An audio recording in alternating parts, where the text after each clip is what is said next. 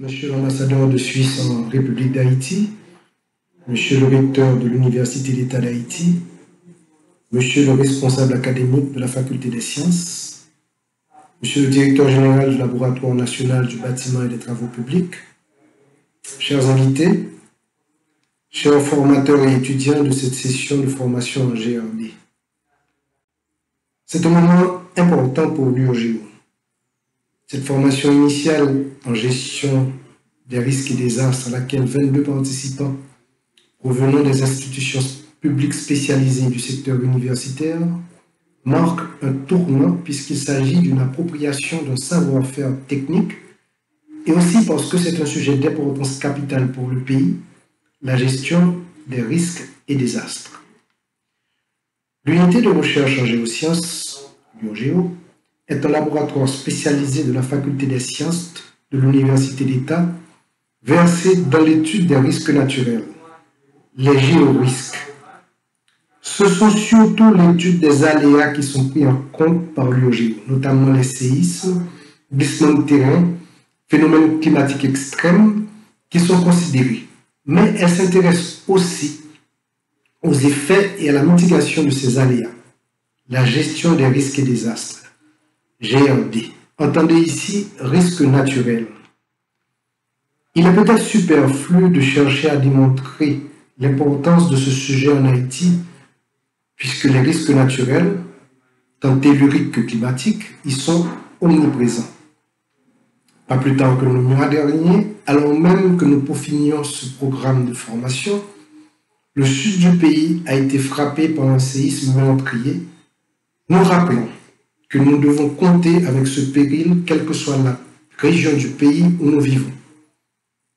Quant aux risques climatiques, aux phénomènes extrêmes que sont les pluies torrentielles, averses, cyclones, ou à l'inverse, les intenses sécheresses, ce sont des drames récurrents que nous devons gérer au mieux, et plus de professionnels seront imbus des techniques en GRD, mieux on sera armé pour faire face.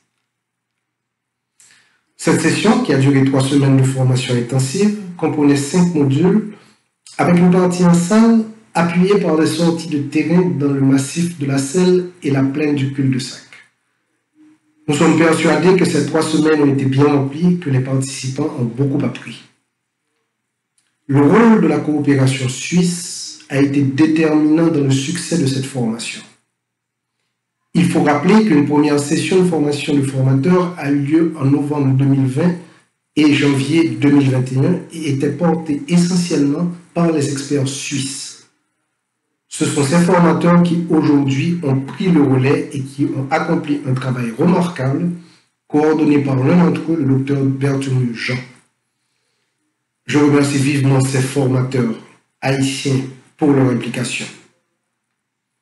Cette formation a été portée par l'UOGEO, mais avec le support de l'ambassade de Suisse, surtout financier, déterminant, mais surtout un encadrement tant en Haïti, 3 formateurs viennent de cette coopération, qu'à distance, avec M. Khalid Essial, qui avait mené la première session de formation et qui a participé activement à celle que nous clôturons aujourd'hui.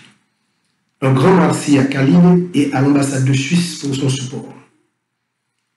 Cette clôture marque une étape et pas une fin. Elle a démontré la bonne capacité de l'UOGEO à l'organiser. Mais il faudra persévérer dans ce chemin et organiser sur une base régulière, peut-être annuelle, d'autres sessions du même type et toucher d'autres acteurs, comme ceux du secteur privé du BTP, dans des conditions à définir. Je tiens vivement à remercier le directeur général du Laboratoire national du bâtiment et des travaux publics qui a accueilli dans ses locaux cette session de formation. Entre le NMBTP et la Faculté des sciences, c'est une longue histoire de coopération active dont cette formation est un exemple. Je remercie aussi toutes les petites mains qui ont rendu possible cette formation, secrétaires, chauffeurs, personnel auxiliaire. Merci. Je vous remercie de tous de votre attention.